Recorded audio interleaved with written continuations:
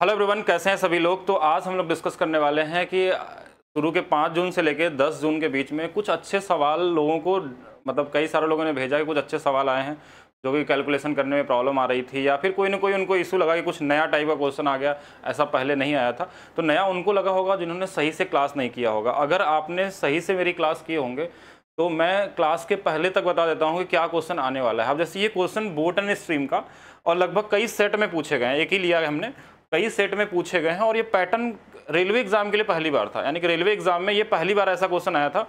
मतलब ऐसा नहीं कि कोई नया कॉन्सेप्ट आ गया इसके अंदर में, लेकिन जो लैंग्वेज है ये लैंग्वेज पहली बार आया था। ना तो ये अभी तक सीजीएल में ऐसा पैटर्न में पूछा गया, ना तो रेलवे में आज तक आया था। लेकिन अब आप सोचिए कि एग्जाम से पहले ये चीज़ मुझे कैसे पता चलेगी कि ये पैटर्न आ सकता है आपके एग्जाम में। यानी कहीं ना कहीं कुछ चीज़ें हैं, मतलब आपको मैं जज करके बता सकता हूँ कैसे क्वेश्चन अब बनने वाले नए क्वेश्चन। जब मैं 2017 में पढ़ाता था तो मैं उस समय 5 साल आगे तक के क्वेश्चन प्रेडिक्ट कर दिया था कि कैसे क्वेश्चन आगे में फ्यूचर में लोग सोचना स्टार्ट करेंगे। अब ये क्वेश्चन आप देख लीजिए, जैसे इसमें क्या दिया है कि विपरीत दिशा में ये दिया गया है कि 102 किलोमीटर चलने में 51 मिनट लगते हैं, और नाव की चाल और धारा की चाल का अनुपात 7:6 दिया है। इनके विपरीत दिशा में ये कुछ कितना समय लगने वाला है। और अभी क्लास से पहले यूट्यूब पे क्लास मैंने डाली है बॉटनी स्ट्रीम का, आप चाहें तो चेक कर सकते हैं, ज़्यादा पुरानी नहीं होगी, लेकिन हाँ आपके एग्जाम से पहले की क्लासेस है। तो अगर इस क्लास को अगर आप देखेंगे तो देखिए ये बोर्ड कवर करता है डाउन स्ट्रीम में, वहाँ अप स्ट्रीम दिया था। हमने दोनों क्वेश्चन इसमें रखे 24 मिनट में, बस यहाँ वहाँ क्या था 50 था, यहाँ पे क्या है हमने 24 रखा है। इन दोनों का अनुपात दिया है इतना किलोमीटर, और इतना किलोमीटर डाउन स्ट्रीम और अप स्ट्रीम में चलने में समय का अनुपात या समय कितना लगा, दोनों टाइप का क्वेश्चन है। मतलब ये पहली बार बॉटनी स्ट्रीम, मैंने ये रेलवे फाउंडेशन बैच की ही क्लास है बॉटनी स्ट्रीम की। तो बच्चों को लगा कि आप सर रेलवे वाले क्वेश्चन क्यों नहीं कर रहे हैं जो प्रीवियस ईयर है। हम रेलवे वाले तो करेंगे ही करेंगे हम लोग, लेकिन वो क्वेश्चन आपको करना जरूरी है जो आगे आने वाले हैं फ्यूचर में, जो बन सकते हैं। तो आप इसमें अगर किसी को लगता है कि बॉटनी स्ट्रीम अभी तक आप अलग अलग तरीके से पढ़े हैं, तो मैं इतना बता सकता हूँ कि अगर आप इस क्लास को देखते हैं, तो इसमें क्या होगा कि आपका बॉटनी स्ट्रीम का करने का नजरिया बदल जाएगा। आप अच्छे क्वेश्चनों को भी ईजी लगने लगेंगे आपको। मतलब इस क्वेश्चन का लेवल से शुरुआत का लेवल है ये, मतलब हमारे लिए बॉटनी स्ट्रीम में ये सबसे इजी क्वेश्चन से शुरुआत होता है। बाकी जो आपके रेलवे एग्जाम में पूछे गए तो बहुत कॉमन है। अगर आप इस तरीके से नए टेक्निक से नहीं लगाएंगे तो आप ज़्यादा मार्क्स 100% स्कोर नहीं कर सकते। अभी तक 50 से ज़्यादा बच्चे मुझे बता चुके हैं जो पूरे में 30 सही किए हैं। कोई भी सेट हो, उनके लगभग हर एक सेट में आपको ऐसे मिल जाएंगे जो 30 में 30 करने वाले हैं और हमसे पढ़े हुए हैं। और मैं उनका वो भी दिखा सकता हूँ, पीडीएफ में मेरे पास भेजे, मतलब उन्होंने रीजनिंग में भी पूरा किया और मैथ्स में पूरा किया हुआ है 30 में 30। और बाकी क्लास स्टार्ट करने से पहले मैं बता दूं कि आज एक इन्फॉर्मेशन मेरे पास आई है। सुबह सुबह एक स्टूडेंट ने मैसेज किया मुझे कि उसने अपना स्कोर कार्ड भेजा था और उसने 100 मार्क्स में टेक्नीशियन में 95 लिया है। मतलब रॉ मार्क उसका लगभग 89 पॉइंट समथिंग था, लेकिन उसके बाद नॉर्मलाइजेशन के बाद उसका लगभग 95 पॉइंट समथिंग मार्क्स था। और वो अजमेर जोन से टेक्नीशियन में सबसे ज़्यादा मार्क्स लाने वाला स्टूडेंट है। और ये कॉमन स्टूडेंट यानी कि जो नॉर्मली सिर्फ पढ़ाई करता था। लेकिन हाँ, अब ये मैं नहीं बोल सकता कि आप मेरे से पढ़ेंगे तो रैंक 1 ला सकते हैं। आप भी आपको खुद पढ़ना पड़ेगा। जितने वीडियो दिए गए अगर आप उस सारे क्लासेस को देखते हैं तो 100% ये श्योर है कि आप किसी भी तरीके के क्वेश्चन बनाने के लिए तैयार रहेंगे। कोई क्वेश्चन आपको नया नहीं लगेगा अगर आप सही तरीके से करेंगे। अगर कुछ नया लगता भी है तो ही बना सकते हैं, इतने कॉन्सेप्ट दिए जाते हैं। तो आप देख पा रहे हैं इनका नाम है जयराम, हाँ ऐसा कुछ भेजा था इन्होंने, स्कोर कार्ड में नाम लिखा होगा। तो जयराम चौधरी जी हैं, अजमेर जोन से इन्होंने किया था। और इन्होंने मतलब 100 परसेंटाइल स्कोर अपना कवर किया है। अगर परसेंटाइल की बात करें तो 100 परसेंटाइल, और जो कोई भी 100 परसेंटाइल मतलब इससे ज़्यादा मार्क्स किसी का नहीं आया होगा। ठीक है, तो ये अब इनको अपने हिसाब से देखिए, आपको ये ना सोचना पड़ेगा कि आप कट ऑफ से नीचे हैं या ऊपर होने वाले हैं। आप इस तरीके से तैयारी करिए कि आप 100% स्कोर करने की कोशिश करेंगे। और उसके लिए आपको क्या चाहिए, टेक्निक चाहिए। तो देखिए, एक तो CBT 2 के लिए मैंने बैच बताया था आप लोगों को, और पहले भी इस बैच के बारे में मैंने बता दिया कि इस बैच में अगर आप NTPC में 27, 28, 26 नंबर मैथ्स में ला रहे हैं तो आपको एक्स्ट्रा पढ़ने की जरूरत है नहीं, वैसे प्रैक्टिस की जरूरत है। तो वो प्रैक्टिस की बात हम करने वाले हैं कि हाई लेवल, यानी कि हम एज्यूम करेंगे क्या क्वेश्चन आ सकता है आपके एग्जाम में। हम डेटा चेंज करके बस बताएंगे, वैसे ही क्वेश्चन आपके एग्जाम में आने वाला है। और इसके लिए हम अलग से वर्क कर रहे हैं। मतलब अभी क्लास इसकी स्टार्ट नहीं हुई, मंडे से स्टार्ट करें, क्योंकि हम मतलब इसी तरीके से कुछ भी नहीं बता सकते आपको क्योंकि ये क्वेश्चन आ जाएगा नहीं। हम सारे पेपर को आपको रीड कर रहे हैं, NTPC 24 वाले, बाकी पुराने वाले 22 वाले, ग्रुप डी वाले, इन सबसे हम निकाल के बताएंगे क्या क्वेश्चन आने वाला आपके एग्जाम में, और चेंज होगा तो क्या चेंज हो सकता है। और ये बैच आपको मिलता है maths by DP sir official app पे, अगर आप CBT 2 के लिए कर रहे हैं। बाकी अगर आपको लगता है कि नहीं अभी आप एक नॉर्मल एग्जाम देने वाले हैं, तो इसी एप्लीकेशन में रेलवे फाउंडेशन का बैच होता है, वहां से आप कर सकते हैं। और अभी एक कोड चल रहा है 24 घंटे के लिए, इसको फिर से बढ़ा दिया गया है, यानी आज इसका 24 घंटा होने वाला था, लेकिन कई सारे बच्चों का कहना था J70 का, जिसपे 60% का ऑफ मिल जाएगा किसी भी बैच के लिए। बस इसमें देखिए मैंने गारंटी लिया है कि 100% क्वेश्चन आपके एग्जाम में आएंगे, डेटा भले चेंज हो जाए, टाइप नहीं बदल सकता आपका। सिर्फ 50 क्वेश्चन में जिस चैप्टर का मैं बता दूंगा उससे क्वेश्चन उसके अलावा नहीं आ सकते हैं। और अगर आपको लगता है कि ऐसा नहीं आता, तो मैंने ऑलरेडी वीडियो पढ़ा मतलब दिया है, अब आप अगर चेक करेंगे तो इसी यूट्यूब पे पड़ा होगा, और उसमें मैंने बता दिया था क्या क्या, डेटा नहीं बताया था, डेटा बता नहीं सकते हम लोग, बस क्या टाइप आने वाला आपका क्वेश्चन जो कल वाले सेट में आएगा, परसों वाले में आएगा, और वैसा ही आया होगा, आप कभी भी मैच कर सकते हैं उसको। बाकी उसके नीचे कमेंट किए होंगे बच्चे, उनको पता होगा ऑलरेडी जिसका मैच किया होगा। तो स्टार्ट करते हैं क्वेश्चन। अब ये क्वेश्चन देखिए कुछ लोगों के लिए कैलकुलेटिव होगा, तो पॉइंट लगने से क्वेश्चन कैलकुलेटिव नहीं होता, आपको कॉन्सेप्ट सही पता होना चाहिए। हमने बोर्ड एंड स्ट्रीम का एक नया तरीका बताया है जो आपको सिर्फ हमारे पास से मिलने वाला है, अब भले आपको आगे कहीं से मिल जाए। ये 4 रेशियो बोर्ड एंड स्ट्रीम में सबसे जरूरी होते हैं, और ये 2 सेकंड का काम होता है। अब ये अनुपात दिया था हमको 7 और 6 का, अगर ये 7 है ये 6 है, तो इन दोनों को जोड़ देते हैं, ये वाला 13, और इन दोनों को घटा लेते हैं, ये वाला 1। ये तो यही होता है ना, B+W B-W, ये अनुपात आ गया हमारे पास। अब क्वेश्चन में देखिए ये वाली वैल्यू बहुत कॉमन सा वैल्यू, 51 मिनट लगते हैं, इससे काट देंगे 0.2 बार में। 60 से इसलिए हमने गुणा कर रहा है यहाँ पे कि 60 से इसलिए गुणा कर रहे हैं क्योंकि ये मिनट में था, इसको घंटे में बदलने के लिए नीचे में 51/60 होगा, तो 60 ऊपर मल्टीप्लाई हो जाएगा। अब इस 1 यूनिट की वैल्यू 12 दिया था, 13 यूनिट की वैल्यू निकाल लेंगे, 13 × 12 गुणा करिए, ऐसे छोड़ दीजिए। अब हमारे पास दोनों स्पीड आ गई। अगर आपसे यहाँ ये पूछता ना कि बोर्ड की स्पीड क्या है, तो ये भी निकाल सकते थे, ये भी निकाल सकते थे, सारा कुछ। लेकिन क्वेश्चन में कई तरीके से पैटर्न बनते हैं, जो क्लास है बोर्ड एंड स्ट्रीम वाले जरूर देखिएगा। अगर आपको CBT 2 देना है तो आपका नजरिया बदलना चाहिए। बोर्ड एंड स्ट्रीम में आप सोचेंगे वही पुराने टाइप के क्वेश्चन पूछे जाएंगे, तो ऐसा नहीं है, आपको हर तरीके से क्वेश्चन पढ़ना पड़ेगा। और उसमें मैंने ऐसे भी क्वेश्चन बताया ना, हो सकता है आने वाले 3 साल बाद आपके एग्जाम में बने। वैसे तो हर टाइप का मैंने फ्यूचर बता दिया, उसमें क्या क्या चीज आ सकता है। अब ये कॉमन सा क्वेश्चन है, देखिए ये बोला विपरीत दिशा में इतना चलता है, यानी कि 17.7 से इसकी स्पीड 12 से भाग दे दीजिए, और ये 66.3 में, और इसमें हमें 13 × 12 से भाग दे। देखिए 13 से कट जाएगा, इसलिए मैंने इसको भाग नहीं दिया था। 13×5 = 65, 13 × 1 = 13, 5.1 है। दोनों का जब बेस सेम होता है तो ऊपर वाला नंबर जुड़ जाते हैं, तो 17 और 5 22.8 आ गया। 12 से बस भाग देना है, 12 से 1 बार, 12 से 9 बार, तो 1.9। और मतलब कॉमन कैलकुलेशन है, कोई ऐसा यूनिक नहीं था कि जिसमें कुछ अलग से करना हो। अब इसमें अगर आप सोचेंगे कि हम ये सब बनाएं, इसमें x+y, x-y, इसकी वैल्यू भाग दें, निकालें, फिर x की वैल्यू, नहीं, वो बहुत पुराना और आउटडेटेड तरीका हो चुका है। अगर आपको स्पीड बढ़ानी है तो ये रेशियो मेथड आपको सीखना पड़ेगा, और कोई ऐसा यूनिक भी नहीं है कि आप, लेकिन अगर आप एक क्लास करेंगे अच्छे से तभी आप इसको सीख पाएंगे, ठीक है। और जो पहली बार पढ़ेंगे वो 2 बार कम से कम पढ़ने चाहिए। चलिए नेक्स्ट क्वेश्चन की तरफ चलते हैं। ये क्वेश्चन हमारा, मतलब अगर मैं अभी दिखा नहीं सकता, इसमें अलजेब्रा में हमने कई सारे ट्रिक के वीडियो बताए, ये सेम क्वेश्चन हमारे पास है, मतलब इसमें डेटा भी आपको चेंजेस नहीं मिलेंगे। 4-5 मैंने क्वेश्चन बताए हैं, और ये क्वेश्चन आपको एग्जाम में दिख गया। मुझे लगा था कि नहीं, अब बोलेंगे ये कहाँ से क्वेश्चन आपने पहले जज कर लिया, तो ये क्वेश्चन CHSL में, ये क्वेश्चन CGL में ऑलरेडी कई बार आ चुका था, इसलिए मुझे लगा कि ये आना चाहिए। तो मुझे ये पता हो सकता है कि आपके एग्जाम में पूछा जा सकता है, क्या नहीं पूछा जा सकता है, तो इसलिए मैंने बताया था कि ये CND रूल का एक बेसिक क्वेश्चन, और इसका ट्रिक भी बताया था हमने। ट्रिक बताया था कि यहाँ पे हम 2AB बना लेते हैं, 2AB जैसे बनाएंगे तो 54 हो जाएगा, एक बार इनको जोड़ लेते हैं, एक बार इनको घटा लेते हैं, यही अनुपात आता है रूट में। लेकिन ठीक है, अब उसके पीछे का लॉजिक भी बताएंगे क्यों ऐसा होता है, 2 से क्यों गुणा करते हैं, फिर इनको जोड़ते हैं। देखिए इनको जोड़ेंगे तो 165 आ जाएगा, और इनको घटाएंगे तो हमारे पास कितना आ जाएगा, 57 आ जाएगा। 57 ही आ रहा है ना, 12 54 था और 11 था, तो 11 में से 4, हाँ 57 आएगा। तो ये अनुपात हो जाएगा 57/65, लेकिन ये रूट में आएगा, इतना ही करना था। मतलब ये मेंटली लगाने वाला क्वेश्चन था एग्जाम में, इसके लिए अब 10 सेकंड बहुत ज़्यादा समय है ऐसे क्वेश्चनों में, किसी के लिए बहुत बड़ा भी होगा। अब हमारा एग्जाम में आंसर निकालने के लिए जरूरी नहीं कि आप किस तरीके से क्वेश्चन को लगा रहे हैं, आपको कॉन्सेप्ट होना चाहिए। ऐसा नहीं कि रट लीजिए इसको कि नहीं क्यों हम ऐसा कर रहे हैं, इसको याद कर लें और हमारा काम हो जाएगा, तो नहीं, ऐसे भी नहीं होने वाला। कॉन्सेप्ट भी पढ़िए, साथ में इसका अप्रोच भी सीखिए, क्यों जोड़ते घटाते हैं। तो CND रूल क्या होता है, जैसे अगर हमने लिख दिया ऐसे a² + b² और नीचे में हमने 2ab लिखा, और इधर में हमारे पास ये 54/111 हो गया, यही दिया था ना हमारे पास, नहीं 111/54 हो जाएगा, 111/54 हो गया। अब ये 2 से गुणा किया था इसलिए 27 से 54 हो गया। अगर मैं इसमें CND रूल लगाऊंगा a² + b² + 2ab, तो ये वाला a + b का होल स्क्वायर बन जाएगा। तो इसको डायरेक्ट ऐसे लिख दिया हमने, ये a + b का होल स्क्वायर हो गया, और नीचे वाला ऐसे a - b का होल स्क्वायर। तो इधर भी एक बार देखिए वही 111 में हमने 54 जोड़ा है और 111 में हमने 54 घटाया, तो इतना।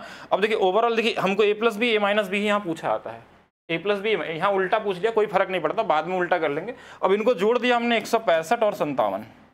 अब इसमें ये वाली वैल्यू देखिए स्क्वायर है तो इसलिए रूट में आएगी, और इसको उल्टा इसलिए किया क्योंकि माइनस ऊपर में था, तो ये वाला आंसर हो जाएगा। अब ये प्रोसेस एग्जाम में नहीं करना, टाइम वेस्ट करना है, हमको पता है कि इनको जोड़ना है, इनको घटाना है, और 2 से मल्टीप्लाई करना जरूरी, क्योंकि हमेशा ये ए बी ही दिया जाता है एग्जाम में।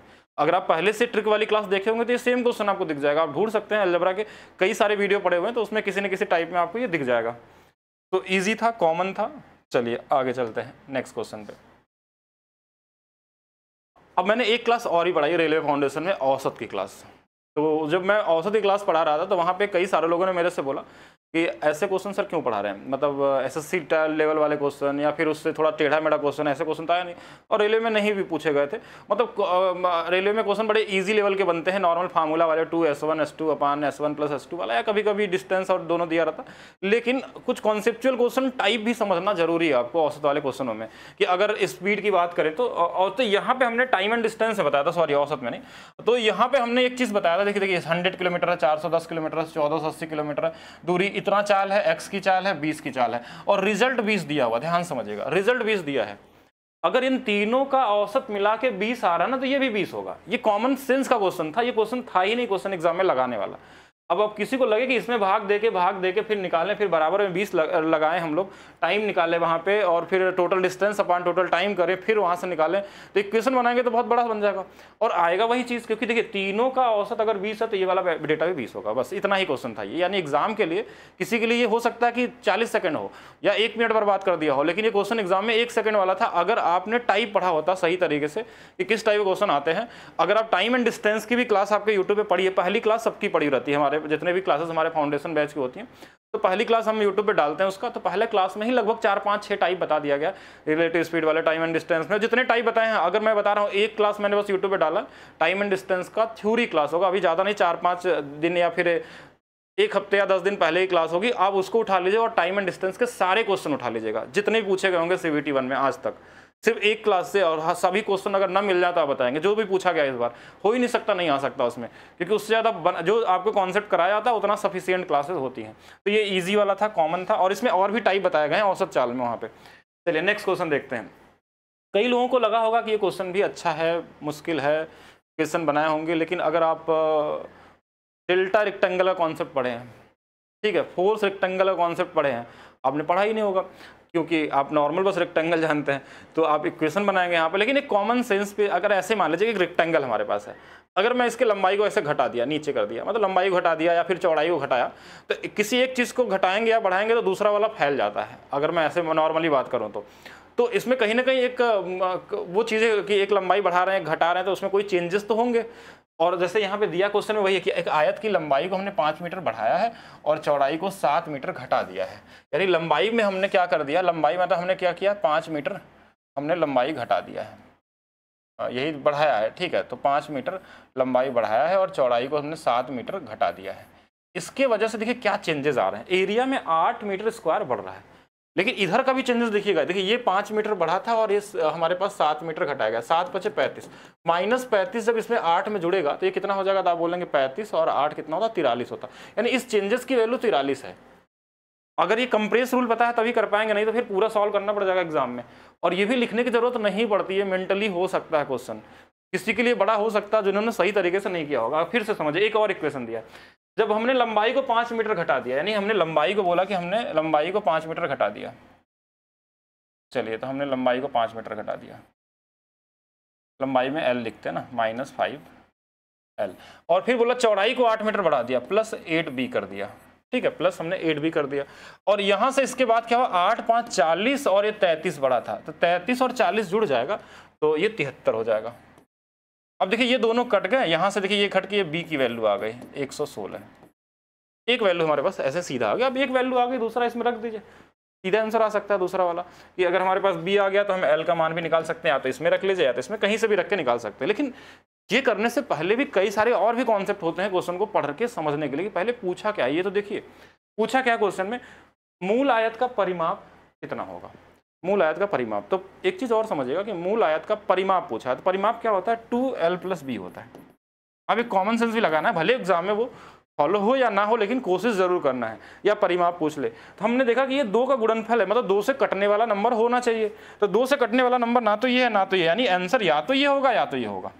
अब कहीं मान लीजिए ऑप्शन में एक ही ऑप्शन होता है ऐसा, तो क्या हमको ये सब भी करने की जरूरत पड़ती है? नहीं करना पड़ता। तो अब यहाँ पे एग्जाम में तो हम सीधा लगाते हैं, देखिए 7 बचे 35 और 8 हमारे पास कितना 43, और यहाँ पे 5 8 40 और 33 73 और 43 जोड़ दिया, 116 लंबाई आ गई। किसी एक इक्वेशन में रखा हमने, इसकी वैल्यू निकाल लिया 171। अब थोड़ा कैलकुलेशन तो हुआ है यहाँ पे कि वैल्यू यहाँ रखेंगे, फिर इसमें हमको भाग देना है, घटाना भी है। अब बाकी इसको सॉल्व कर सकते हैं। तो नॉर्मल क्वेश्चन होगा 2l+b, यानी इसको जोड़ लीजिए 6 1 7 और ये वाला 8 और ये वाला 2, और इनको गुणा कर देते हैं तो 2 7 14, लास्ट में 4 आ रहा, तो ये वाला गलत हो जाएगा, ये आंसर हो जाएगा। यानी ये क्वेश्चन हम बोल सकते हैं कि चलिए 10 सेकंड नहीं 15 सेकंड का होगा किसी किसी के लिए, लेकिन अगर आपका कैलकुलेशन अच्छा है तो आप मेंटली भी सोच सकते हैं, कुछ ऐसा यूनिक नहीं है। और अगर आप पूरा सॉल्व करना चाहते हैं तो फिर आप नॉर्मली ये वाला इक्वेशन बनाइए जो लोग सब लोग पढ़ते हैं उस तरीके से, कि लंबाई बढ़ा दिया l+b कर दिया, चौड़ाई को हमने 7 घटा दिया, इसके वजह से LB का मान हमारे पास 8 बढ़ गया, फिर हमने लंबाई में 5 घटा दिया, जो भी कर दिया, देखिए 5 घटा दिया, जो भी ये वाला तो है, मतलब इतना मुश्किल नहीं, कर तो सकते हैं। लेकिन कंप्रेस मेथड भी आपको पता होना चाहिए। डेल्टा रेक्टेंगल क्या होता है, उसके पीछे क्या लॉजिक होता है, जब चेंज होते हैं उनके साइड में तो क्या क्या चीज़ें हो सकती हैं। इसको लगाने के 8-10 अलग अलग तरीके हो सकते हैं। अगर यहाँ एनिमेशन नहीं है तो मैं एनिमेशन से आपको दिखाता तो आपको और मज़ा आता। वैसे आप मेंसुरेशन की मेरी पुरानी वीडियो देखेंगे तो एनिमेशन से मैंने पढ़ाया हुआ है, लेकिन इस हाई लेवल का कि मैक्सिमम लोग पढ़ाना ही नहीं चाहते हैं उस लेवल तक की चीज़ें। आने वाले समय में पढ़ेंगे उसको, ठीक है। चलिए नेक्स्ट देखेंगे। एक क्वेश्चन ये भी एग्जाम में बड़ा मतलब कई लोगों के लिए दिक्कत की वो था कि कैलकुलेशन बहुत ज़्यादा है, लेकिन हाँ कैलकुलेशन तो है थोड़ा सा, लेकिन इतना भी मुश्किल नहीं कि आप सोच ना पाए। देखिए पहला क्वेश्चन में क्या बोला कि 2 पेन है, एक 630 रुपये का है, एक 722 का। इसको मैंने सेट में भी कराया था आपको। पहला पेन 70% के लाभ पे बेचा गया, लेकिन बाद में 9% का छूट दिया गया। दूसरे को 71 के लाभ पे बेचा गया। लाभ चाहिए, ठीक है, तो हमको ओवरऑल लाभ चाहिए। तो देखिए पहले तो सक्सेसिव लगा लीजिए इन दोनों का, 70 और 9 का सक्सेसिव क्या होगा, एक बढ़ा है घटा है, तो ये वाला नॉर्मली 70 गुणे में -9 घटे में 100, तो ये 61 आ गया। 61 में 6.3 घटा लेंगे, ये 54.7 आ गया। मतलब हमारा क्वेश्चन इजी हो गया कि पहले वाले पे हमको 54.7% का लाभ हुआ है, कितने में 630 का, और प्लस दूसरे वाले में तो पहले ही दे दिया था 71%, अब कितना दिया 722। यही सॉल्व करना है। अब इसको जो जितना जल्दी कर सकता है वो उसके ऊपर डिपेंड करता है। कोई यूनिट डिजिट लगा सकता है, कोई डिजिटल सम लगा सकता है। अच्छा, डिजिटल सम या यूनिट डिजिट तभी लगते हैं जैसे यूनिट डिजिट लग सकता है, क्यों, क्योंकि हमारे पास यूनिट डिजिट अलग अलग है, इसमें सेम है तो थोड़ा दिक्कत होगा, लेकिन 2 डिजिट में तो कोई दिक्कत नहीं होने वाली है। बाकी डिजिटल सम भी चेक कर सकते हैं। एक बार डिजिटल सम से चेक किया जाए तो 6 और 3 9, 9 का गुणा होगा तो ये वाला तो 9 ही आने वाला है। और यहाँ 7 2 9, यहाँ हमारे पास क्या होगा 7 1 8, 8 2 16, 16 मतलब कि 9 + 7, यानी ओवरऑल 7 आ गया। 9 7 16, फिर से 7 ही आएगा। 9 को जोड़ें या ना जोड़ें कोई फर्क नहीं पड़ता डिजिटल सम में। ऑप्शन में अगर जोड़ा जाए तो देखिए इनको जोड़िए, तो 6 3 9 कट गया, 5 2 7 और 7 8 15, ये नहीं होगा। इनको जोड़ेंगे 7 2 9 कट गया, 5 3 8 8 16, ये हो सकता है। यहाँ जोड़ेंगे 9 कट जाएगा, 9 कट जाएगा, 8 5 13 नहीं होगा, 9 कट गया, और 5 4 9 कट गया, और 8 7 15, ये नहीं होगा। तो एक ही ऑप्शन था, तो ये बहुत ईजी हो गया। मतलब अगर आपने सही चीज़ें अगर एग्जाम में माइंड लगाया होता, यानी जब प्रैक्टिस आप करेंगे कि डिजिटल सम लगाना चाहिए कि नहीं लगाना चाहिए, अगर हम जज करना हो क्या डिजिटल सम इनका सबका अलग अलग आ रहा है, ऐसा तो नहीं कि हम डिजिटल सम लगा भी दिए और हमारा एग्जाम में क्या हो गया कि 2 ऑप्शन मैच कर गया। या यूनिट डिजिट लगाने से पहले हमने बोला चेक कर लीजिए कहीं अलग अलग है कि, ऐसा तो नहीं कि सेम है और फंस जाए उसमें कि टाइम भी वेस्ट कर दिए और ऑप्शन 2 मैच कर गया तो फिर क्या ही फायदा। हाँ किस्मत है तो बहुत सारे क्वेश्चन में ऐसा होगा कि एक ही मैच करेगा और आपका काम भी हो जाएगा। चलिए नेक्स्ट क्वेश्चन पे देखते हैं। ईजी था, मतलब ये क्वेश्चन को भी आप 10 सेकेंड से लेकर 15 सेकेंड में बना सकते हैं और तैयार रहिएगा। और ये मत सोचिएगा कि ऐसे पेपर बना था, पेपर में तो बहुत ईजी क्वेश्चन आए हैं आपके इस बार। हर सेट में 1-2 क्वेश्चन कैलकुलेटिव या कुछ नए तरीके से बनाए गए हैं, कुछ ऐसा नया नहीं है। नया उनके लिए जो पहली बार या 1-2 बार प्रैक्टिस किए हों, जो सही से प्रैक्टिस किया है वो कर सकते हैं। आप कुछ भी मत करिए, आप सिर्फ हमारी ट्रिक्स वाली क्लास अगर यूट्यूब पे देखे होंगे, आप बैच की बात छोड़ दीजिए, उससे ही आप बहुत सारी चीज़ें 70% बना सकते हैं। चलिए एक क्वेश्चन ये भी था और ये कोई नया क्वेश्चन नहीं था। पहला चीज़ तो ये जीएसएम वाला क्वेश्चन था, कॉमन क्वेश्चन था। ऐसे क्वेश्चन बहुत सारे प्रॉफिट लॉस में, परसेंटेज में, हर जगह बताए गए हैं। एसआई में जहाँ पे भी जीएसएम लगाया जा सकता है, औसत में। अब ये कॉमन सा क्वेश्चन है कि 25 वास्तविक संख्याओं का समानांतर माध्य 110 है, जिसमें से 10 संख्याओं को इतना से बढ़ा दिया गया। 10 संख्या को बढ़ाया गया, ठीक है। फिर बोला अन्य 10 संख्याओं को बढ़ाया गया और अंत में 5 संख्याएं। इन सबको जोड़ने पे हमारे पास कितना आ जाएगा, तो जो जोड़ेंगे काट दीजिए इसको, ठीक है। तो ये 2:1 है। थोड़ा इजी बनाइए क्वेश्चन को। इसमें 12.5 की वृद्धि हुई थी और दूसरे वाले में 15 की वृद्धि हुई थी, तीसरे वाले में कोई परिवर्तन नहीं हुआ था और टोटल कितना परिवर्तन होगा मान लेते हैं x होगा। अब इसको जेसम लगा लीजिए या कैसे भी लगा लीजिए, या इनको सीधा गुणा कर लीजिए। देखिए इसमें 25 हो गया, इसमें 30 हो गया और प्लस 0 बराबर में 5x हो गया। तो यहाँ से x की जो वैल्यू आ जाएगी 5, 5 और 6, 11 का चेंज आएगा। मतलब इसमें जो चेंज करना होगा 11 का, लेकिन एक्चुअल में तो ये कितना था, 110 था टोटल लोगों का। 110 में हमारे पास सिर्फ 11 जुड़ गया और ये आंसर आ जाएगा 121। तो ये कॉमन क्वेश्चन में आता है, मतलब ये भी 10 सेकंड वाला ही क्वेश्चन था अगर आप सही तरीके से करते हैं तो, ठीक है। नेक्स्ट देखते हैं। एज में अच्छा क्वेश्चन पूछे गए थे इस बार, ठीक है। एज वाले क्वेश्चन में रेशियो वाले क्वेश्चन जैसे पहले से जो पूछे आते हैं, मतलब ऐसा भी नहीं था कि ये रेलवे में पहली बार पूछे जा रहे हैं। रेलवे में बहुत सारे एज के ऐसे क्वेश्चन हैं जो इस तरीके से हमेशा से पूछे जा रहे हैं। मतलब ग्रुप डी में देखेंगे आप 18 वाला हो या 22 वाला हो, तो हर जगह ऐसे क्वेश्चन मिलते हैं। और इस बार एज में जो भी सेट बने थे लगभग सब में कि इक्वेशन बनाना ही पड़े आपको, इस तरीके से कर सकते हैं। लेकिन एक प्रॉब्लम है एज के साथ। एज के साथ प्रॉब्लम क्या है कि जब एज का डिफरेंस की बात होती है दो लोगों का, वो हमेशा कांस्टेंट रहता है। इससे आप क्वेश्चन को इजीली हैंडल कर सकते हैं, वो रेशियो वाला क्वेश्चन हो या बिना रेशियो वाला हो।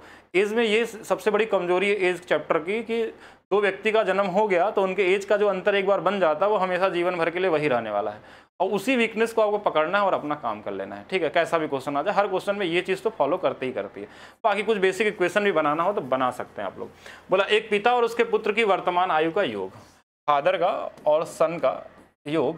बोला कि पुत्र की वर्तमान आयु के 4 गुना 18 वर्ष अधिक है। ये 45 नहीं है, थोड़ा इसको मैं सही से कर देता हूँ,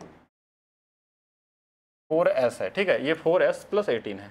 लेकिन हमको क्या चाहिए क्वेश्चन में, हमसे क्या पूछा है जरूर देखिए। पहले पिता और पुत्र की वर्तमान आयु के बीच का अंतर पूछा गया है और एक इक्वेशन और दिया, क्योंकि एक इक्वेशन और नहीं देगा तो आप इक्वेशन सॉल्व तो कर नहीं सकते। दो इक्वेशन रहेगा तभी तो आप फादर और सन की वैल्यू निकालेंगे, अंतर निकालेंगे, कुछ भी करेंगे। हमारे पास योग दे दिया है, तो योग दिया तो अंतर, देखिए अंतर हमेशा कांस्टेंट होता है, कभी भी चेंज होता नहीं। यहाँ इसको देखिए 2s से इधर घटा लेते हैं, 2s से यहाँ घटा लेते हैं। अब बोलेंगे ये फादर माइनस सन, इसकी वैल्यू 2s + 18 हो गई। ये जो अंतर है ना ये फिक्स हो गया। अब यही अंतर का यूज इस इक्वेशन में भी कर सकते हैं, अगर आप चाहें लगाना इक्वेशन बना के तो भी ठीक है। और यही तो पूछा गया, यही तो आंसर हमारा है, यही आंसर। तो एक बार चेक करते हैं आंसर से। 2s + 18 जो हमारे पास है, मान लीजिए पहला ऑप्शन 48 है, हमने घटा लिया, 2s की वैल्यू हमारे पास यहाँ से कितना आ जाएगा 18, यानी कि 30 आ जाएगा। तो सन का एज 15 होगा अगर इसके हिसाब से देखें तो। बाकी आप चाहें तो यहाँ रख के फादर का एज भी निकाल सकते हैं, लेकिन अब ये थोड़ी नहीं पता कि ये सही है कि गलत है। लेकिन एक बार चेक करते हैं दूसरा ऑप्शन में क्या होगा। अगर 45 घटाएंगे इसमें, अगर 45 में 18 घटेगा तो ये हमारे पास कितना आ जाएगा, ये 22 आ जाएगा, 22 आएगा ना। देखिए एक बार घटा लेते हैं, 48 था हमारे पास, कितना था, अच्छा 45 था, तो 45 माइनस में 18, अच्छा नहीं ये तो गड़बड़ हो जाएगा, यहाँ तो गड़बड़ हो जाएगा, अभी 27 आ जाएगा।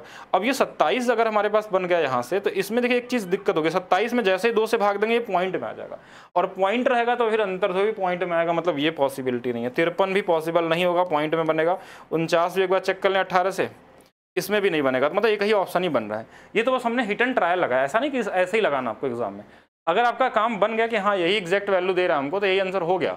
लेकिन जरूरी नहीं कि एक ऑप्शन और भी ऐसा दे देता, 50 दे देता है, कुछ ऐसा नंबर देता जहाँ पे एग्जैक्ट वैल्यू आ जाती, तो कैसे करना होता। अगर मान लीजिए हम ऐसे देखें, अगर ये वाली वैल्यू 15 आ गई तो 15 यहाँ रखेंगे, 15 × 4 हमारे पास यहाँ से निकाल लेंगे, या इसमें रख लेंगे, कहीं से भी रख लीजिए। ये हमारे पास कितना हो जाएगा, फादर की वैल्यू ये 3s हो जाएगा, 3s यानी कि 15 × 45 + 18 63, फादर की वैल्यू 63। आप बोलेंगे क्या ये दोनों सही है, तो इसमें रख के देख लीजिएगा, ये 4 गुना कर लीजिए, 14 गुना, ये बराबर आएगा ही आएगा, क्योंकि ये वाला कट गया तो आंसर मिलेगा ही मिलेगा। बाकी हिट एंड ट्रायल कर सकते हैं। अब बोलेंगे नहीं अगर इससे ये चीज़ हम नहीं कर सकते, हिट एंड ट्रायल हमको नहीं आता, तो पूरा इक्वेशन बना के सॉल्व भी कर सकते हैं। ऐसा भी कोई बहुत बड़ा इक्वेशन नहीं दिया इसमें अंदर में। अगर दूसरा इक्वेशन बनाना चाहे तो यही बोला था ना, क्या बोला क्वेश्चन में, 5 वर्ष बाद, यानी 5 साल बढ़ गए, फादर बढ़ गए 5 साल, ठीक है, और 5 साल बाद वर्तमान आयु के 4 गुना से 18 वर्ष अधिक है। नहीं, ये वाला 5 साल बाद पिता की आयु 4 गुना और पुत्र भी बढ़ जाएगा 5 साल, तो इसका 14 गुना, 8 वर्ष कम है, ये 8 कम होगा। इन दोनों इक्वेशन को रख के भी सॉल्व करेंगे तो आ जाएगा, बहुत बड़ा कैलकुलेशन नहीं है। लेकिन अगर आपका लगे कि हिट एंड ट्रायल से काम हो जाता है तो कर सकते हैं। डिफरेंस का काम है, इसमें मैं बहुत सारे तरीके बता सकता हूँ, लेकिन फिर कहीं ना कहीं सब में आपको कुछ ना कुछ इक्वेशन बेसिक बनाना ही पड़ेगा, मतलब शुरुआत का जो लाइन है वो लिखना पड़ेगा, तो ऑप्शन से हिट एंड ट्रायल में जा सकते हैं आप लोग। बट अच्छा है, ठीक है, मतलब इस क्वेश्चन में थोड़ा तो सोचना होगा। ये क्वेश्चन भी आपको क्लास में पढ़ाया गया कितने बार, कम से कम 1 साल के वीडियो मैंने 4 बार इस टाइप के क्वेश्चन का ट्रिक्स बताया, सेम क्वेश्चन, इसलिए क्योंकि इंपॉर्टेंट था। आप कोई भी अगर उठा के देखेंगे, अगर मैं यहाँ पे यूट्यूब खोलूँ तो अगर आप यहाँ, मैं इसको बंद करता हूँ, अगर आप कहीं भी सर्च करके देखेंगे, यानी कि रेशियो, और बहुत सारे, आज नहीं 4 साल पहले से, रेशियो ट्रिक्स बाय, अगर हमने सर्च कर लिया इस तरीके से, तो आज देखिए ये अनुपात 20 गुना भाग, कितना साल पहले, 1 साल पहले। अगर मैं इसको यहाँ खोलता हूँ तो आप देखिएगा ये जो टाइप आपके एग्जाम में इस बार पूछा गया, और मैं आज से 1 साल पहले से बता रहा हूँ कि आएगा आएगा रेलवे के नाम पे, और एक बार नहीं 3-4 बार बताया था। अगर आपने कोई भी देखा होगा तो एग्जाम में अपना 1 मिनट तो बचा ही लिया होता, ठीक है, 1 मिनट तो आप आसानी देखिए बचा सकते हैं। देखिए ये वही सेम क्वेश्चन है कि संख्याएं समानांतर बनाना है इसको, या फिर इस तरीके से करना, और इस पर कई सारे क्वेश्चन कराए गए थे आपको, ऐसा नहीं। हमने इसका ट्रिक वाला मेथड बताया कि किस तरीके से आपको ट्रिकी अप्रोच से करना है, कि इनके डिफरेंस के रेशियो से कैसे बनाना है, या इसको समानुपात कैसे बनाना है, और इस पर कई सारे क्वेश्चन बताए गए थे, ऐसा नहीं कि सिर्फ एक ही क्वेश्चन। जैसे और क्वेश्चन में बताऊं तो फिर इसमें जैसे ये वाला नंबर आप देख रहे हैं, जो अभी क्वेश्चन आप पढ़े थे यहाँ पे, सेम क्वेश्चन आपको दिख जाएगा, और पहले से डिसाइड किया गया था। यहाँ विजिबल नहीं होगा तो मैं यहाँ दिखा देता हूँ कि इस टाइप के क्वेश्चन जितने भी थे कि प्रत्येक में घटाया जाए, जोड़ा जाए, ऐसे क्वेश्चन ऑलरेडी डिस्कस किए गए हैं आप लोगों से। अब यहाँ पे देखें तो देखिए वही क्वेश्चन है, व्हेन एक्स इज एडेड 30, ये समथिंग डेटा दिया है, तो फिर उसके बाद हमको प्रोपोर्शन पूछा गया कि इसकी वैल्यू क्या होगी। उसमें तो मीन पूछा गया था, तो यहाँ भी मीन ही प्रोपोर्शन है, इन दोनों का गुणा करके वर्गमूल ही निकालना है। वही सेम क्वेश्चन है, कोई डेटा चेंज नहीं है, मतलब डेटा का मतलब क्वेश्चन में कोई पैटर्न चेंज नहीं है, सिर्फ ये नंबर बस अलग अलग हो सकते हैं। तो अब यहाँ पे क्या करना था हमको, अब अगर मैं नंबर की मैं बात करूँ, देखिए यहाँ पे हम क्या करते हैं, 2 तरीके इसके लगाने को, जैसे 30 बटा में 15 है और 21 बटा में हमारे पास 11 है, इन सब में कुछ नंबर जोड़ा जाए जिससे कि ये समानुपात हो जाए। तो समानुपात का एक बेसिक रूल होता है कि आप चाहे तो इनका अंतर या इनका योग लिख सकते हैं, जो इसी के अनुपात के बराबर होता है। इसका अंतर अगर लिखेंगे, यहाँ पे ध्यान से देखिएगा, अंतर लिखेंगे तो इसका अंतर कितने का, 9 का। इसका अंतर बोलेंगे तो बोलेंगे ये तो अंतर 4 का है, तो ये अंतर आ गया हमारे पास। तो इनका अनुपात इसके बराबर होगा, लेकिन आपको एक चीज़ सोचना है कि क्या अब इसमें क्या जोड़ा गया, तो बोलेंगे ये तो नंबर अलग अलग है, तो जोड़ने के लिए आपको देखना होगा इसका अंतर कितना है, तो बोलेंगे 15, इनका अंतर कितने का, तो बोलेंगे 5। तो ये अंतर सेम होना चाहिए, तब बता सकते हैं क्या जोड़ा है। तो अगर मैं यहाँ 5 है, इसको 15 बनाना, तो इसमें 3 से गुणा करना पड़ेगा, और 3 से गुणा करना पड़ेगा, 27 होगा, और ये वाला बोलेंगे 12 होगा। तब बोलेंगे इसमें क्या 30 में जोड़ा गया, तो बोलेंगे -3 जोड़ा गया है। यहाँ क्या जोड़ा गया, तो -3 जोड़ा गया है, जोड़ा गया है 3 ही जोड़ा गया, माइनस में 3 जोड़ा गया है, तो यानी जो x होगा ना, इसकी वैल्यू 3 आ गई। एक तरीका तो ये हो गया क्वेश्चन को करने का। दूसरा तरीका ये बताया गया था कि आप ऐसे भी लिख सकते थे, 30 है हमारे पास, 15 है, जो अभी तो वीडियो में आपको देख रहे होंगे 11 है, इनका अंतर निकाल लेते हैं। जैसे ये 15 आ गया, ये वाली अंतर हमारे पास 10 है, इनको काट लीजिए, 3 और 2 का अनुपात है। ये वाला 60, ये वाला 63, 60 और 63 का अंतर कितना आएगा, -3, और इनका अंतर 1। तो ये यहाँ से भी आंसर उतना ही आ जाएगा। अगर आप वीडियो पूरा देख लीजिएगा तो समझ में आ जाएगा आपको। अब ये 3 आ गया, तो -3 आ गया, तो यहाँ रख लीजिए। देखिए ये वाली वैल्यू कितनी आ गई, -18, और y और 3 × 3 माइनस, ये भी -18 है, तो y² की जो वैल्यू आएगी 324 हो जाएगी। तो y की वैल्यू, अच्छा सही तो किया ना, 6 × 3 18, 18, हाँ तो 18 ही तो होगा, सही तो किया है, तो 18 इसका क्या होगा, आंसर हो जाएगा। तो ये कॉमन क्वेश्चन था, मतलब इस क्वेश्चन को आप 20 सेकंड के अंदर तो 100% बना सकते हैं, बल्कि और जल्दी बना सकते हैं अगर आप पहले से किए होंगे। और हमको पता है कई सारे लोग इस वीडियो को अभी देखेंगे, हो सकता है कोई 6 महीने बाद देखे, कोई 5 महीने बाद देखे, तो उनको लगेगा कि हमारे एग्जाम में क्वेश्चन आया तो था लेकिन हम बना नहीं पाए थे इसको। ये जरूर होगा, और ऑलरेडी 4 बार मैंने वीडियो डाल चुके हैं, उसके बाद भी आप इसको अगर नहीं बना पाए इस बार एग्जाम में, तो कहीं ना कहीं आप सही तरीके से पढ़ेंगे नहीं। क्योंकि अगर आप सही तरीके से पढ़ते तो बहुत सारे लोग हैं जो 30 में 30 मार्क्स लाए हमसे पढ़ के इस बार, और मैं अभी मार्क्स आएगा तो मैं दिखाएंगे भी सबका PDF में, तो आप खुद ढूंढना पड़ेगा कौन कौन सा क्वेश्चन है। लगभग मैंने चेक किए हैं तो जिन्होंने दिया लगभग सभी के सही है, और रीजनिंग भी सही किए हैं और मैथ्स भी किए हैं। जीके में भले उतना नंबर नहीं लाए, लेकिन इन दोनों में पूरे मार्क्स लाए वो लोग। चलिए नेक्स्ट देखते हैं। अब ये क्वेश्चन, अब बोलेंगे ये क्वेश्चन कैसे आपने करा दिया, ये प्रीवियस ईयर क्वेश्चन है, मतलब ऑलरेडी कई बार ये ज्योमेट्री में आ चुका है। रेलवे एग्जाम में तो मैंने शायद नहीं देखा, SSC के एग्जाम में कई बार पूछा गया। तो एक कॉमन क्वेश्चन है, इसमें भी एग्जाम में कई लोगों के दिमाग घूम गए होंगे कैसे लगाएंगे इसको। अच्छा ऐसा क्यों हुआ होगा, क्योंकि आपको सोचेंगे कि समकोण त्रिभुज तो है कि x - 13 है, इनका स्क्वायर करिए, फिर x माइनस 26 का स्क्वायर करिए बराबर में x स्क्वायर बड़ा होगा। अब ये तरीका तो कहीं ना कहीं बहुत बड़ा हो जाएगा ना, हो सकता है इसमें सॉल्व करने में क्वाड्रेटिक बने कि नहीं बने जो भी, लेकिन कहीं ना कहीं टाइम तो ले ही लेगा ये करने में। क्वाड्रेटिक बनेगा, बन जाएगा, तो फिर उसमें टाइम तो ले लेगा, अच्छा उधर से कट भी सकता है, तो जो भी होगा कहीं ना कहीं इसमें टाइम लगने वाला है। अब आपको देखिए कभी भी इस तरीके से डिफरेंस दिया हो, पहला चीज़ तो हमेशा नंबर को इस रेशियो से शुरू किया करिए 3 4 5। ये राइट एंगल ट्रायंगल का एक ऐसा रेशियो है जो कि वो बनाता है, क्या बनाता है, एपी सीरीज बनाता है। मतलब ये चीज़ हमने आज नहीं कई बार आप लोगों को बताया होगा कि जब भी राइट एंगल ट्रायंगल पढ़ते हैं, मतलब एक ही ऐसा नंबर है जो एपी क्रिएट करता है। क्या करता है? एपी, मतलब इसके अलावा कोई ट्रिपलेट होता ही नहीं जो एपी होता है।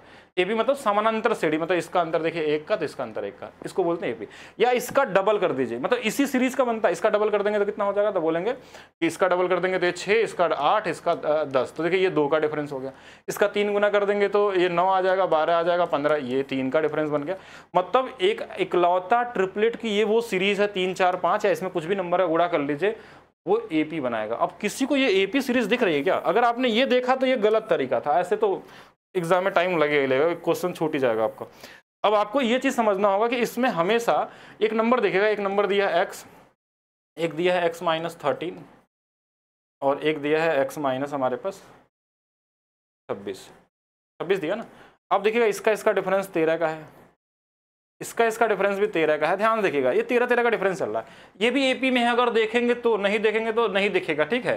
13 का डिफरेंस मतलब इसमें 13 से बस गुणा कर दीजिए ना, ये 13 जैसे 2 का डिफरेंस चाहिए, 2 से गुणा 13 करेंगे, 13 × 39, 13 चौके 52 और 13 बचे 65, और यही होगा इसका ट्रिपलेट। और कुछ नहीं करना, और एरिया निकालना तो हाफ 39 गुणे में 52 कर लीजिए। बहुत ईजी सा क्वेश्चन था ये। 26, 6 9 54, लास्ट में 4 आएगा, 4 वाला एक ही ऑप्शन था। मतलब क्वेश्चन तो 10 सेकंड का भी नहीं था ये, लेकिन किसी के लिए 1 मिनट बना होगा, ये श्योर है। अगर आप इस एपी सीरीज के नॉलेज को नहीं जानते, ये एपी में ही दिया था, बस बोला नहीं था आपसे। और एपी में अगर दिख जाए आपको तो एक ही सीरीज है, अगर नहीं भी रहता तो दूसरा ट्राई कर लेते हैं, और बहुत सारे ट्रिपलेट है उस पैटर्न पे दिख जाएगा। और ऐसे क्वेश्चन बनते हैं आपके एग्जाम में, तैयार रहेगा और रेडी रहेंगे CBT 2 वालों के लिए, मैं बता रहा हूँ इसको, ठीक है। अलग अलग डेटा के साथ भी आ सकता है। एक क्वेश्चन ये भी था, इजी क्वेश्चन है, किसी किसी को हो सकता है कैलकुलेशन इसमें लगा हो। और ये ऑलरेडी हमने सेट, पहले वाले सेट जब डिस्कस कर रहे थे, पहले दिन का ही होगा ना यहाँ 5 वाले में, तो उसमें हमने बताया था आपको कि 12 विद्यार्थियों की सांख्यिकी विषय में अलग अलग इनका डेटा दिया है। XY क्रमशः न्यूनतम और उच्चतम अंक हैं, और यदि परास और औसत, परास का मतलब क्या होता है, यानी कि परास या रेंज की बात करें, सीमा की बात करें, तो ये जो होता है ना, सबसे बड़ा वाला और सबसे छोटे वाले का डिफरेंस होता है। तो एक इक्वेशन तो क्वेश्चन में पहले से दिया था, अब ये आपको आए या ना आए उससे कोई फर्क नहीं पड़ता, ये कॉमन चीज हो गई। और एक इक्वेशन और दिया है कि इन सभी का जो औसत है वो 64 है, और कितने लोग हैं इसमें, 12 है। तो देखिए 12 लोगों की बात करें तो 12 चौक 48, 12 छंग 72 और 4 76, 768।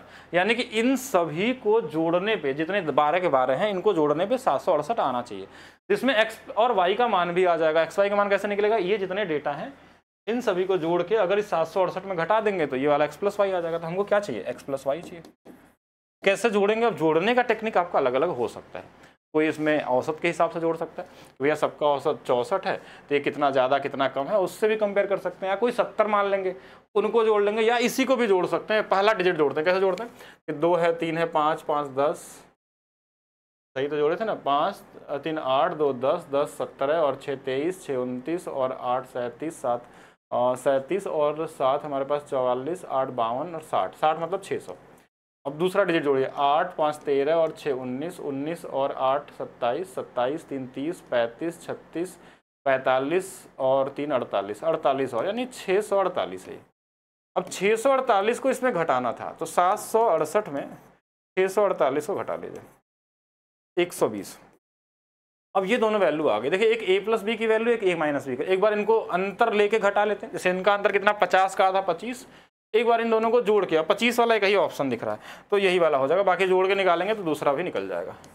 और अगर ये भी नहीं भी करना चाहते तो ये होगा, 120 आ चुका है तो किनको जोड़ने पे 120 130 आ ही नहीं सकता, 140 आ नहीं सकता, ये आ रहा है क्या, नहीं ये भी नहीं आएगा, तो ये वाली वैल्यू हो जाएगी। ठीक है, तो वैसे भी निकाल सकते थे बिना कुछ किए भी कि 120 किसका सम है, तो एक ही ऑप्शन का सम था 120।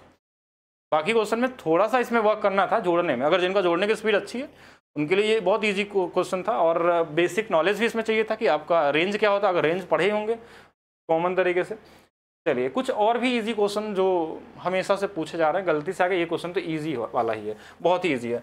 मतलब ये बोला y जो है इसके अनुक्रमानुपाती है, तो बराबर लगा लीजिए डायरेक्ट k बराबर x+3 ऐसे लिख लीजिए।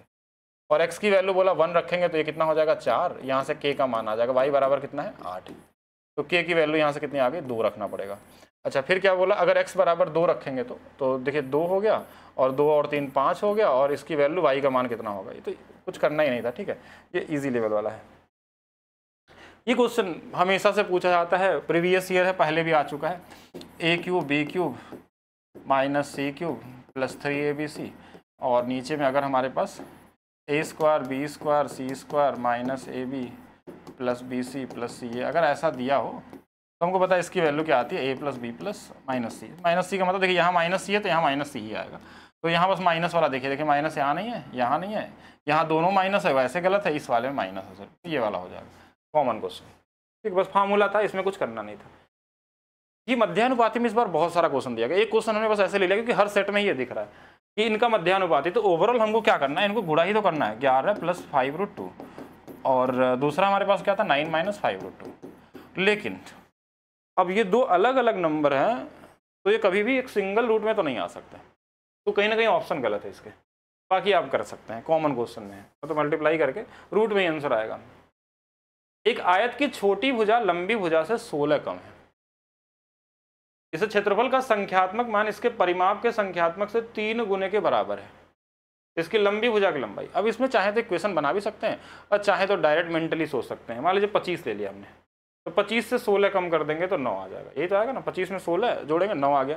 तो अब देखिए क्या ये सही काम करता है इस पर, तो बोले कि 25 9, तो 25 × 9 कितना हो जाएगा हमारे पास 225, ये एरिया आ गया। परिमाप देखेंगे तो 25 और 9 हमारे पास कितना आ जाएगा, 25 और 9 सही तो जोड़े थे हम लोगों ने, 34, 34 का 3 गुना नहीं थे तो गलत हो गया, इसको ले लीजिए, इसमें 16 कम करेंगे 8 आ जाएगा। तो अब इसका परिमाप कितना होगा, तो परिमाप देखिए 24 और 8 कितना 32, 32 का 2 गुना 64, और इसका 3 गुना बोला था ना, परिमाप को देखिए 3 गुना 192 आना चाहिए, और एरिया क्या आ रहा है 24 × 8 भी एरिया भी कितना आ रहा है 192 आ रहा है, तो ये वाला सही है। बाकी इक्वेशन बना के भी करेंगे तो कर सकते, इतना मुश्किल वाला नहीं है, लेकिन थोड़ा टाइम लग जाएगा इसमें, एक को मानेंगे x तो एक को x - 16, ठीक है, तो इनका परिमाप क्या हो जाएगा 2x + x - 16, और फिर इसका भी 3 गुना, और ये इसके एरिया के बराबर होगा। अब यहाँ से x की वैल्यू निकाल लीजिए, लेकिन क्यों इतना टाइम वेस्ट करेंगे, ऑप्शन ईजी नंबर है, ठीक है, और कोई फर्क नहीं पड़ता एग्जाम में कैसे आंसर निकालते, सही आना चाहिए, जल्दी आना चाहिए, ठीक है। x a के अनुक्रमानुपाती है, ये भी वही इजी वाला, थोड़ा सा बस अलग लिख दिया। अनुक्रमानुपाती मतलब हम सीधा बराबर ka² मान लें। फिर बोला a जो है y के व्युत्क्रमानुपाती है, तो यहाँ पे कोई और मान लेते हैं कि t है, व्युत्क्रमानुपाती मतलब y नीचे आएगा। अब यही a का मान यहाँ रख देते हैं, तो x सबका रिलेशन एक साथ आ जाएगा, k यहाँ रखेंगे तो ये क्या आ जाएगा t² और नीचे में y² आ जाएगा।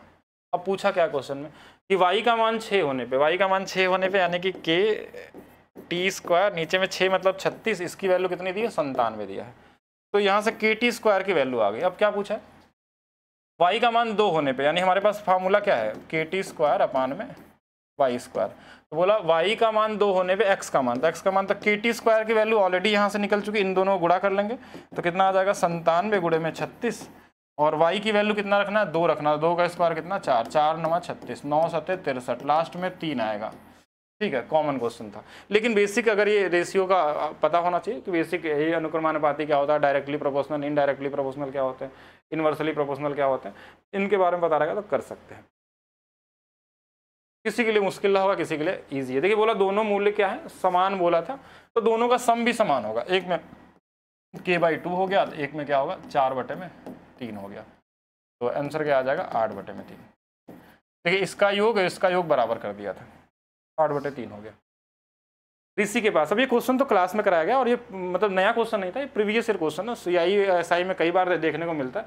बस इसमें एक चीज़ देखिए कि एक व्यक्ति रहता है, क्वेश्चन का टाइप क्या ओवरऑल, एक व्यक्ति रहेगा, उसके 2 बेटे बेटियां रहेंगी, या फिर बेटे किसी को बोलेगा कि एक का 19 साल, एक का 18 साल, या एक का 17, एक का 19 साल में दोनों को बराबर पैसा मिल जाए, रेट दिया रहता है, रेट जैसे दिया 8%, तो ये 2/25 होता है।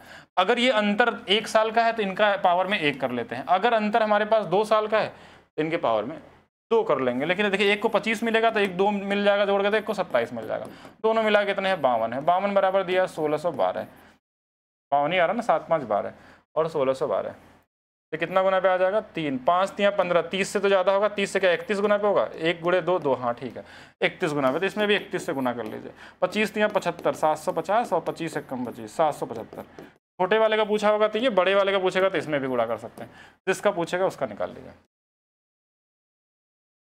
अच्छा, ये क्वेश्चन बाई क्वाड्रेटिक का आया था। बोले बाई क्वाड्रेटिक तो पढ़ाया नहीं क्या? वैसे तो अगर आप क्वाड्रेटिक वीडियो जैसे मैंने डाला है आप लोगों के बैच के अंदर में, जो लोग यूथ बैच में अंदर पढ़े होंगे हमारे, तो उसमें मैंने 6 लेक्चर डाले थे बाई क्वाड्रेटिक के, ठीक है, मतलब बाई क्वाड्रेटिक, मैं क्वाड्रेटिक इक्वेशन के।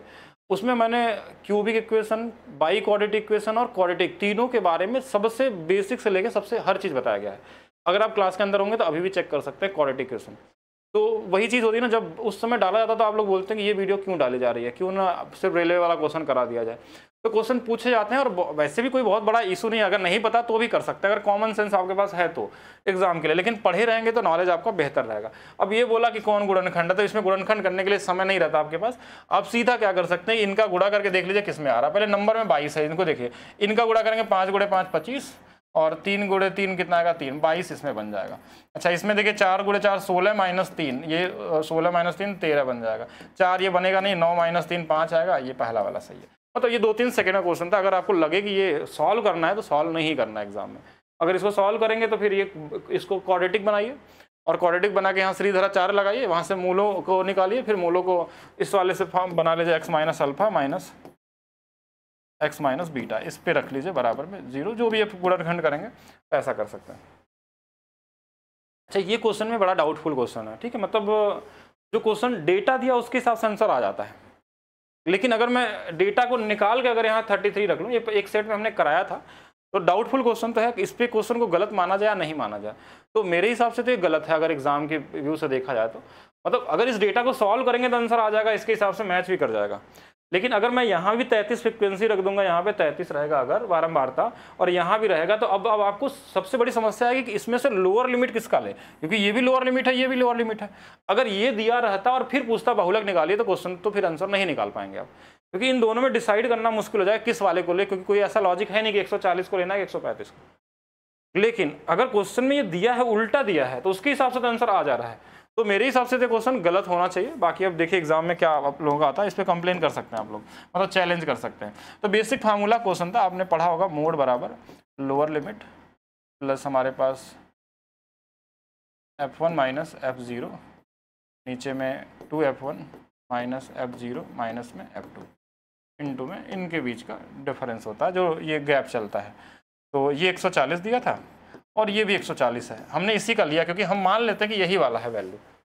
अगर हम मान के चलेंगे इसको कि यही वाला है, अगर यहाँ से फ्रिक्वेंसी सबसे ज़्यादा इसको मान के चलते हैं, क्योंकि यही निकालना है और यही दिया तो हम इसी से चलेंगे। क्योंकि अब 140 ही क्यों माना आपने, क्योंकि 140 बहुलक दिया है, इसका मतलब इसी रेंज में हो सकता है, या भी यहाँ भी हो सकता था।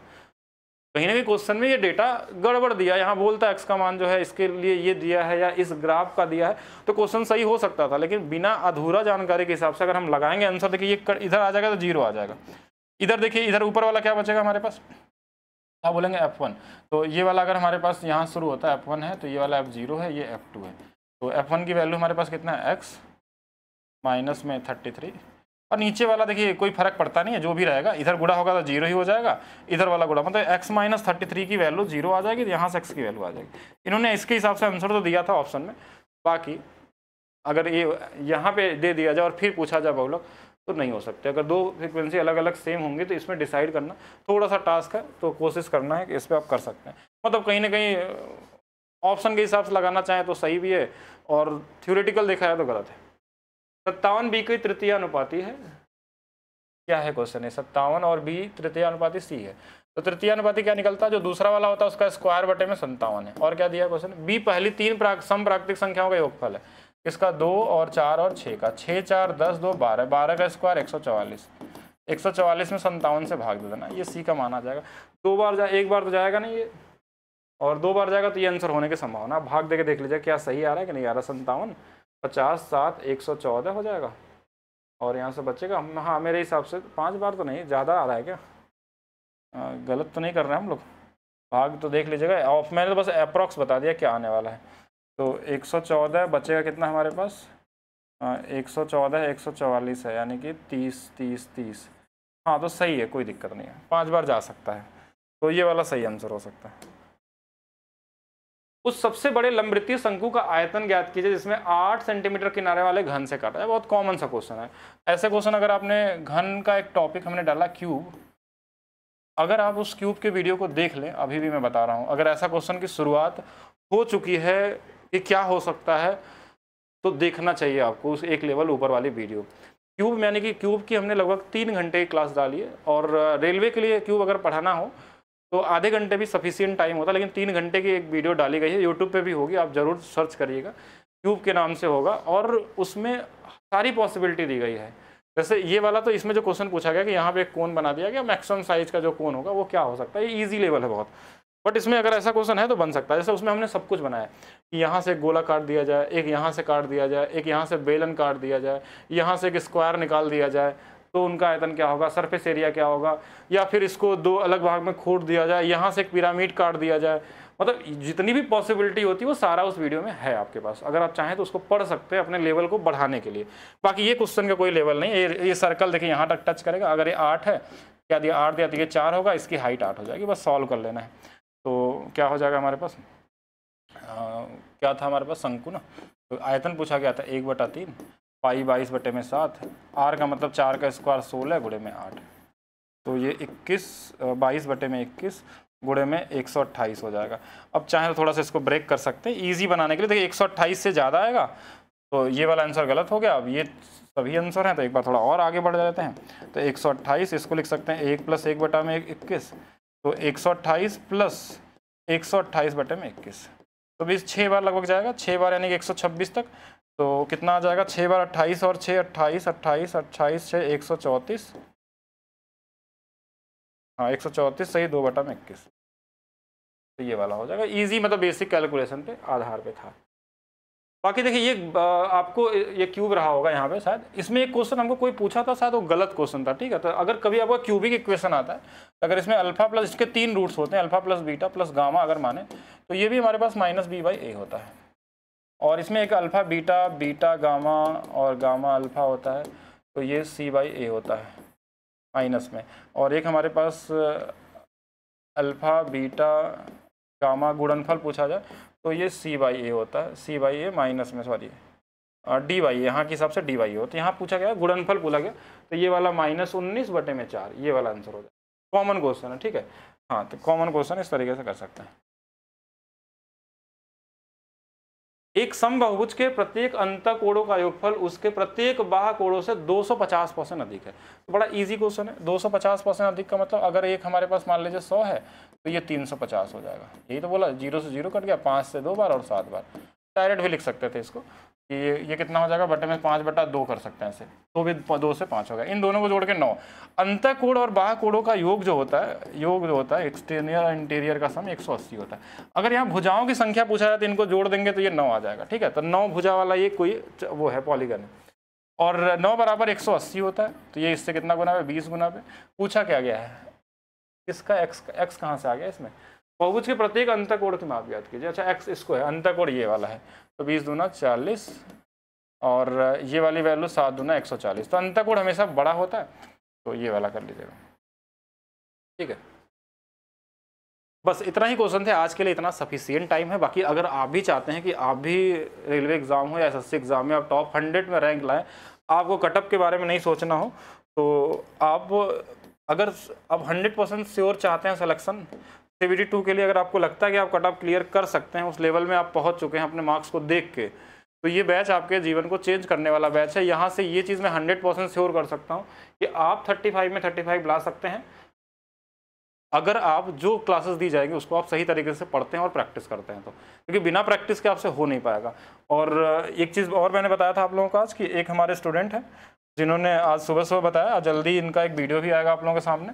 तो इन्होंने 95 100 में स्कोर किया है, और अजमेर जोन से टॉप 1 रैंक पाए हैं इन्होंने। बाकी इनके बारे में और भी चर्चा चलेगी, क्योंकि जैसे आप लोग हमारे लिए वैसे ये भी हैं, ऐसा नहीं मैं पहले से जानता था। बहुत सारे लोग सेलेक्ट होते हैं, आज कम से कम 12 से 15 लोग ऐसे किए जिनका ALP में हुआ। जैसे ये स्टूडेंट है, इनका ALP में भी हुआ, इसके ऊपर उनका मैसेज है स्कोर कार्ड ALP वाला, उसमें शायद साइको का बचा हुआ है अभी, ठीक है। इस वाले में शायद मेडिकल होना बाकी है बस। तो यहाँ पे और कई सारे लोग हैं जिनका CBT 2, कई लोगों को क्वालिफाई हुए, टेक्नीशियन में हुए, अलग अलग किसी तरीके से अलग अलग जोन से बहुत सारे लोगों का है। उसका जल्दी में वीडियो बना के आप लोगों को रील्स में हर जगह दिखाया जाएगा। तो अगर आप सही तरीके से पढ़ते हैं तो रैंक 1 हो या रैंक 2 हो, या फिर हम करें सिलेक्शन भी लेने के लिए, तो जितना ज़्यादा स्कोर कर सकते हैं कम समय में, वो आपके लिए बेहतर होगा। तो आप सभी लोग डाउनलोड करिए maths by DP sir official app. अगर आपको स्पीड को बढ़ानी है और 2025 का अगर आपका टारगेट है, मैंने क्या बोला था, कई वीडियो मैंने बोला कि इस बार जो रेलवे फाउंडेशन में पढ़ा रहा हूँ थोड़ा सा लेवल बढ़ा दिया। जैसे मैंने बोट एंड स्ट्रीम के वीडियो आपको दिखाए कि थोड़ा सा लेवल चेंज कर दिया, जिससे कि थोड़ा मज़ा आए आपको पढ़ने में, कि अगर क्वेश्चन का लेवल बढ़े तो बाद में आप हमारे पास ये नहीं बोल सके कि आपने ये चीज़ नहीं बताया था रेलवे फाउंडेशन में। बाकी रही बात यूथ बैच में, तो यूथ बैच में इतनी प्रैक्टिस हमने कराई है, आपको यूथ के प्रीवियस ईयर क्वेश्चन सोल्यूशन कराए हैं, जो वहाँ से मैक्सिमम क्वेश्चन तो मिलते ही मिलते हैं प्रीवियस ईयर बेस पे। बाकी फाउंडेशन पढ़ने से आपको हर टाइप की चीज़ें क्लियर हो जाती हैं। तो मिलते हैं नेक्स्ट वीडियो में। वीडियो को लाइक जरूर करिएगा, शेयर जरूर करिएगा और कमेंट करके बताइए कैसा लगा वीडियो। बाकी नेक्स्ट क्लास में डिस्कस करेंगे हम लोग।